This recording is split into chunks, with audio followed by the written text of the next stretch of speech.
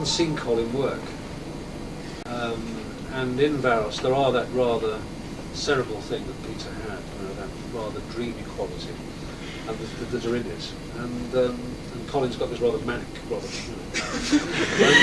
And so you're working with that. But virtually all the Doctors, you see, when Peter took over, he still had the Tom Bell scripts. He had about 5 of those scripts, which had actually written for Tom Bell. Yeah. So you've always, and I often wonder whether this is the uneasy transition, that people say, well, he's not good, he's not as good as the last one. You know, whoever it is never as good as the last one. I mean, if the series goes on and somebody takes over from Tom, somebody's going to say, no, he's got to Tom, you know. And so that's the way, and I think that's often the problem, because the scripts go on. The scripts I've done since I've written for Tom, because you really pick up their rhythm. But no, Varos was originally written for Peter. Did you find any problems with that then? You actually got around to doing it again? Not really, because I'd had a better chance to actually look at Tom than Peter in a way, because I never quite, because you see, part of Varos was written in a vacuum, not knowing who the Doctor was going to be. And they said, well, it's somebody called Colin Baker, who I vaguely remembered from the Brothers, I think it was, but I didn't know how he was going to play it. So it was actually written before he actually did play it. Were you yourself surprised when you saw the finished version of the amount of violence in it that the time was on? Yeah, well, that was one of the problems, is that it was written for 7:05, and it was transposed then to 5:10, which makes a difference. And also another unfortunate thing about Varos is that I realised it was a very black, very doomy, brooding atmosphere, which it had to be, because that's what the idea dictates, and that's what they bought. But I was aware of that, and I wanted to have a series of lighter moments and jokes through it. So you'd see a scene of people falling into an acid bath or something, but there would be a lighter scene. And all the way through, I was lightening the thing to give the audience a break from all this, this doom and gloom that was going on. And Ron Jones, we couldn't get an accurate timing from him. And one time I had a panic phone call from Eric saying, they're running 7 minutes under or something. We've got to write some more material. So I wrote some more material, including, I think, possibly my favourite scene popped out. The one where Sybil is getting ready to take over the planet and just looking at himself like that, which came up with that thing. But I was sure that this what I'd written was more or less right for time, and I couldn't believe it, but I thought, well, so I wasn't there, I didn't get it. And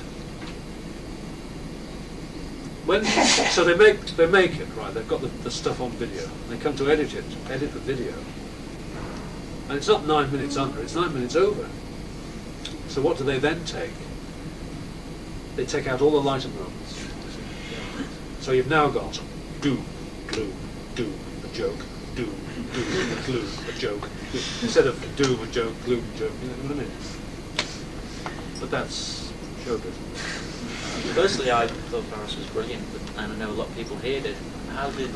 people place a great discernment. Did you get a lot of fan reaction back as soon as the program had finished?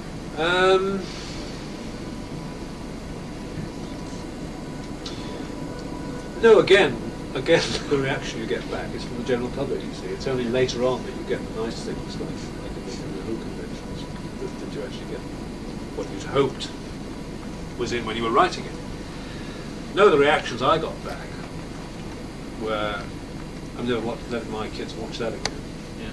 There was a letter in the Radio Times which compared it to the worst excesses of the Second World War. Belsen, Stalingrad. So that's the reaction you get. And I just thought, oh, it's me again. It's like Gangsters all over again. I apparently can't write anything without causing this controversy.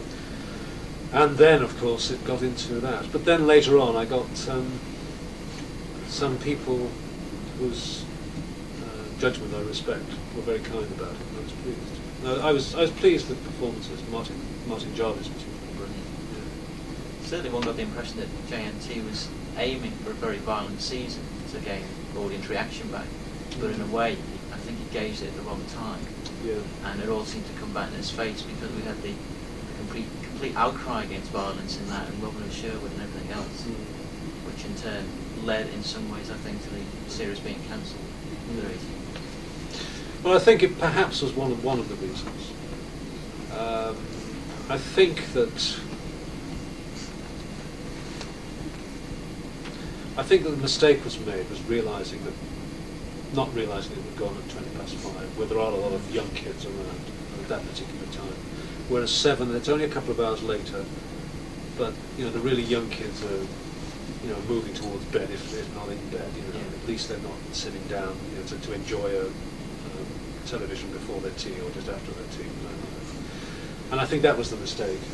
And really, the scripts had been always targeted for that 7 o'clock. Then suddenly switch, and also during the week as well. Whereas Saturday you've got a family audience settling down for family night, and I think that was the mistake. And Robert Holmes and myself tended to write for the adults. I mean, I became interested when I was writing Varos about the crime and punishment sort of angle of it in a way. And then suddenly it was in virtually a kid's slot. I think that was a lot of the reaction to it. And also, it wasn't. See, there actually isn't that much mayhem in Varos. People think it is because it gets into their imagination. It's got this whole brooding atmosphere of violence, you see, and people think it must have been more violent than it is. When you actually go through it, there's not that much that people get bumped off. I think a tendency for the adults to complain about it more than the kids. More than the kids. The kids must have loved Sil. Well, that's right. I mean, the nice thing about Sil is it's a monster that the kids can imitate, of course, which is apparently, somebody said, the first one. But again, some people found him totally repulsive. I mean, somebody at the BBC said to me, "That slug! That green thing!" As if it's going to jump out. Because I think what was disturbing about that again, you see, was that normally you can look at a monster, and he's obviously a monster, you can see the cardboard padding that never moves, The monster turns that way, his shoulders stay up. So you've got that. But with Sil, and they couldn't work out why this rather phallic thing was twitching up and down either. They couldn't.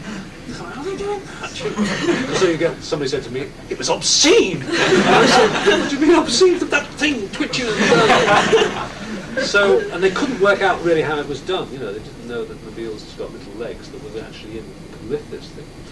And the whole thing sort of turned, and it was disturbingly real in that sense. Although he had an aspect of comedy to it. But yeah, I mean, it's disturbing really, and then they sort of think, well, these issues, which we've got to think about this, and this is. And it was also I said, well, if you're against video nasties and everything, here's a place. What happens if you just make the video nasties and show nothing but video nasties? This is the society you'll get. But quite intelligent people don't seem to realise that you can make that connection. Say to your kids, well, look, if you do this sort of thing and show this sort of thing and watch this sort of thing all the time, this is how you can turn out. And they don't seem to have that sort of intelligent response, which disappoints me quite. It's an excellent morality. I think for the following season, more or less straight away, they got a good reaction from the fans, and curiously enough, the fact that it caused a controversy, they quite liked. I think this is John wanted attention from the series, and they quite liked the way it had worked. And I was commissioned virtually straight away, and they wanted. Well, no, I wasn't actually. I put in an idea, which John turned down. Because Eric liked, everybody else liked, and I liked, and he turned it down. So asked him to do something about the Ice Warriors, I said, okay. And so I did. Oh, they wanted Sil, so I did a script which has been shelved with Sil and the Ice Warriors, and a character who had been in the Doctor's class at school on Gallifrey, and he was the school bully. When these two Time Lords meet each other, the Doctor's terrified because he remembers all the time he gets slapped round the face by this kid. And he was dressed as a Victorian undertaker. I can't remember his name. Did you do any research on the Ice Warriors? Yes, I watched Seeds of Death, is it?